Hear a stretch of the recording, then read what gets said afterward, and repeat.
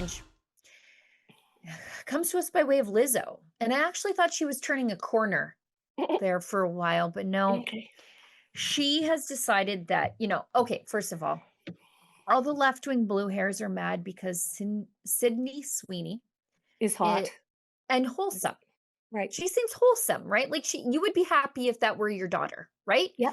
Yeah. She an adult daughter, she doesn't have intrusive makeup. Her hair is sort of pretty and natural Yep. as far as blonde treatments can be. Yeah. But like she is sort of an all-American girl, right? Yep. Which is if you were selling all-American jeans, you might want to have an all-American girl in the face of it, although the blue hairs decided that when they say Sydney Sweeney's got great jeans, Geans, a lot of people said, "Oh, that's a dog whistle at the white supremacist," because maybe they just mean jeans, like Sure. Yeah. eugenics, Yes. which you would have to Genetics. be crazy Yeah. to make that assumption. But this is where we are with these people, Mhm. and now Lizzo, who used to be a terribly overweight vegan Mhm. in the healthy at any size space, who has now abandoned her veganism. So now she's consuming more protein and probably laying off the carbs a little bit. And she's dropped a fair bit of weight. And I thought, okay, her brain's going to be functioning normally now because she's eating the fats and you get all those fat soluble hormones working properly and she'll think better, right? Your brain is mostly fat. Yeah. You need fat to fuel it. So if you're a vegan, that's not the greatest idea. Anyway, I thought she had turned a corner, but now she's back and she has done her own version of this viral, apparently controversial American Eagle ad. Please let's show it. Oh, give me some space. It's way too hot up in here. I'm sweating out of my lace. Don't need no bottle service. We pulled up with our drinks. Trunk full of that Ace.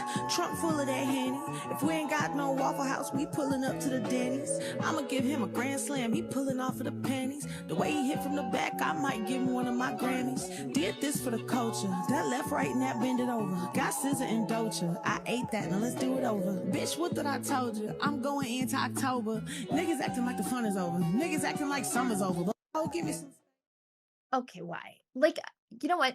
I I think she looks a lot better than she used to. But the whole point of Sydney Sweeney's ad was it was kind of wholesome. This That's is right. the opposite. Uh-huh. This is vulgar. Like, I've seen this happen time and time again, where a woman will lose a significant amount of weight and just be like, "I gotta show it. I gotta show it all." Sure. Like, yeah, they let their demons off their leashes, they lose a little Right. bit of weight and they let their demons off. I gotta be careful of that, to be completely honest. Like, I just gotta keep this all under a moo but I think it's really funny that we're talking about an ad featuring Sydney Sweeney that talks about, having good genes, right, and genetics, where Lizzo literally sings it. Lizzo's most popular song starts out with the line, "I just took a DNA test, turns out I'm 100% that bitch, even when I'm crying crazy." Okay, so Lizzo is talking about her genes in her most famous song, except for she didn't get eviscerated for Right. saying that exact same thing, but Sydney Sweeney did. See, this is where the left diverges into craziness all the time. What's good for me is not good for thee, and it shows their blatant duplicity. But Lizzo, like, love your music. It's good. It's fine. It's great music, but don't capitalize on Sydney Sweeney's moment because it just looks cheap and awful. We see what you're doing with your weight loss, and it's just not a good look. It's not a Yeah. good look. Yeah, you know what though? Frankly, she's a lot more covered up than she used to be when she was bigger. So I don't know where I land on this topic. Well, And Cindy Sweeney, she was out yeah, throwing the baseball, the opening pitch or whatever. yeah. I don't know anything about baseball.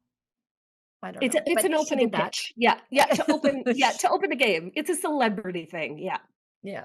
I don't know. I usually play third base because not a lot happens over there. But yeah, like look at how wholesome she looks.